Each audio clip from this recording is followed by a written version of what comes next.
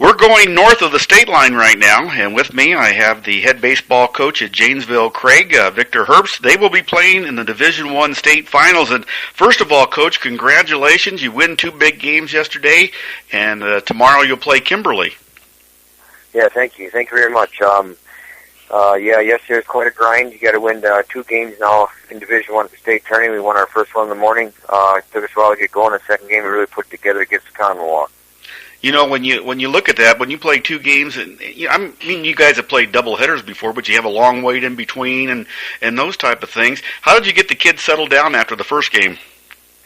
Yeah, actually, when they have sessions of 2 games at a time, and so then they kind of clear the park for the next session. So when we got done with our game, we actually put the boys back on the bus, and we came back to our hotel room, went and got some sub sandwiches and stuff, and just kind of stayed at the hotel room, let them kind of decompress and regroup themselves a little bit before coming back to the park again. And you must have a good bunch of kids to be able to do that and come back and play a great game like they did last night. When you look at what Chase Nyberg did last night, he just pitched a great game for you guys. Yeah, he was dynamite. I've had opportunity to see Chase as he's been growing up even in the youth leagues a little bit and stuff, and he's been part of our program now for 3 years. And he's gone out and had some really good outings and been part of a couple of teamed up no-hitters and things like that, but we got done last night. I told him that that was the best outing I've ever seen him pitch, and it wasn't because of a no-hitter or anything. They had some hits off in that, but he was really dealing last night. I mean, his breaking ball he just kept pounding the zone with it, and I didn't check the percentages yet, but we were up there 40-50% curveballs, and he just kept sticking in the zone, and really kept them off balance. It was by far the best outing I've seen him deal. And that has to put a big smile on your face, especially at a game like that where it meant you move on to the championship game. You get into these big games. In our first game, people have talked to some different people already, and they've watched us play, and you get in these big, high-profile, hyped-up games, a lot of pressure and stuff, and sometimes guys try to do a little bit too much and, want to make a big play and all that, so just letting the game happen, and that kind of occurred to us in the first game, and honestly, sometimes you get in these state tournaments, the first game's that toughest one to get through. Mm-hmm. Everyone's throwing their number 1 pitcher, and with all the hype and stuff, and we came out in game 2 and Chase. I mean, we played baseball like we had been all spring. We played really good defense. We had some really key hitting last night, and again, our pitching was solid. Chase was just dynamite. You know, you look at the 5th inning, J.T. Smith back has a big hit, scores 2 runs. You guys only had 3 hits, so you really took advantage of that to score the 4 runs last night. Yeah, we did. We were fortunate to get, I believe it was Jack Blumman got on, and we were able to get him up to second base, and Macaulay Cox bunted him, and they tried to get him out at third base, and they threw it wildly to score a run there. And then we had two on, and J.T. Smith back just creased one right up the middle. I mean, he just barreled up really nice on that and knocked in 2 more runs. That really helped give us a little bit of a cushion right there. And I've said before, I mean, our top 5 guys have just really swung the bats for us here. And honestly, in the second half of the year, JT might be the highest of the 5. You know, you guys played a really late game after playing an earlier game in the afternoon. How does that feel to get that game over with? It was like, 10:30 maybe last night when you were done? Yeah, the game before us went extra innings, and we were kind of laughing about it because we had to play the winner of that previous game, and River Falls kept coming back and tying up the game and stuff. And we were laughing. We're hoping we were still sitting there an hour later when it's inning 17, but it didn't do that. But we got started about, I believe, it was like 8:30, 9 o'clock or something like that when we got going. It might have been 9:30. I'm not even sure, but I mean, it was a late night and that, but both teams in the same boat, and I mean, I give my guys a lot of credit for, sticking with it and really focusing and really coming to play in that second game, even though it was late at night. You know, you guys are 28-1. You ranked number 2 in the final polls. What makes this team so special for you, Coach? We've got great senior leadership. They've really come to work every day.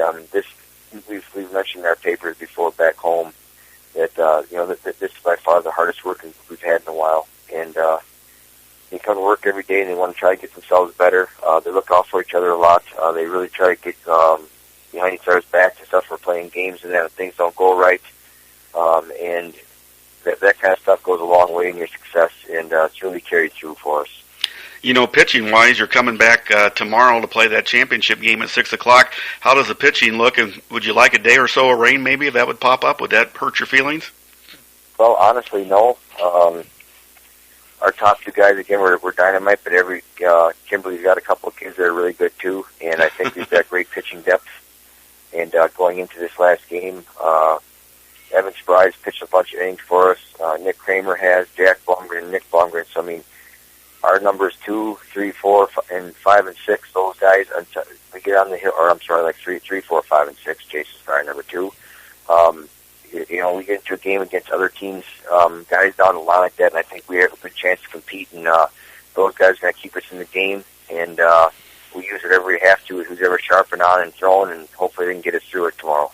Well, that's a great thing to have as a depth in high school pitching, especially at this situation. Oh, without a doubt. I mean, they talk about sometimes you get to the state tournament, and in the Division I, we have to play 3 games, and sometimes the third game is the worst game of the tournament because one team's got a guy left and the other team ran out of pitching, and they're pitching guys that have not logged a lot of innings and gets lopsided. And in our case, I feel really good about having the guys we have left to pitch with innings to go out and compete tomorrow. Real quickly, is there a player on your team that doesn't get the ink like some of the other guys? I talk to coaches at a time like this, and sometimes there's that kid that just goes out and does his job every day and doesn't get the headlines, but without him, you wouldn't be a team complete. I don't know if we really have one guy. There's been times during the year, which is it's really interesting, that we've had guys step up, and all of a sudden, they're the key reason as to why we perform well or won a game. And you could almost go up and down our lineup, and each of our kids at some point has done something significant for us, to help us win a game. And it's kind of exciting to see that because you're not relying on the same 1 or 2 guys every night. Yeah. We had a stretch earlier in the year where our top 5 guys have carried us, and there was a stretch of about 3 or 4 games where they weren't swinging it real well. And our bottom 4 guys actually won us 3 games in a row, I think it was, just by them doing the things they do, by button moving guys and knocking in runs, and I can't say enough about those guys when we get into battles like that your bottom half can produce some stuff for you. And you play Kimberly tonight, and you got to see a lot of them because they played 9 innings last night. What kind of team are they, and what do you expect to see when you play them on Thursday? Yeah, they're a really solid baseball team. They're top 5 guys. Again, they really put the ball in play a lot. The pitching is solid. Their defense is really solid again. There's a reason why they're in the state title game, and I expect them. I think it's going to be a great baseball game. It's going to be tight. Both teams are probably going to come play a good, solid game, and hopefully come up on the upper side of this one. And looking at the Janesville Craig over the years, you guys have been there. The baseball program overall has been there many times. Is that just something that has built up, and the baseball has just continued to be a key factor for those kids up there? Well, I'll be honest with you. We have a really good youth program that sends kids through.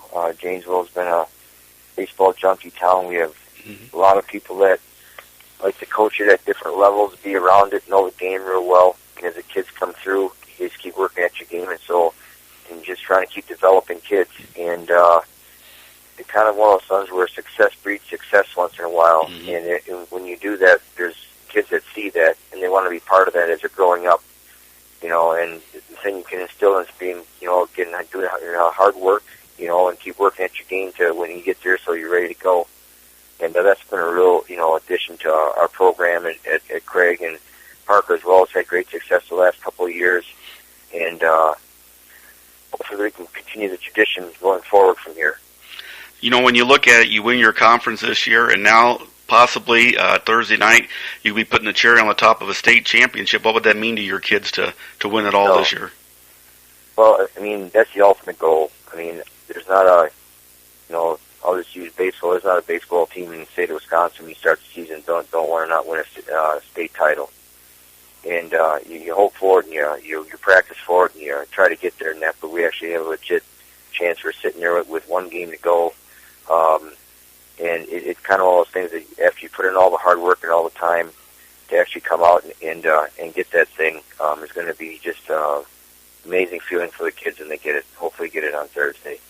Well, thanks, Coach, for taking time out. I know you have a busy schedule, and we'll be rooting for the Cougars down here on the south side of the state line, and good luck to you, and hopefully it'll turn out good for the Cougars.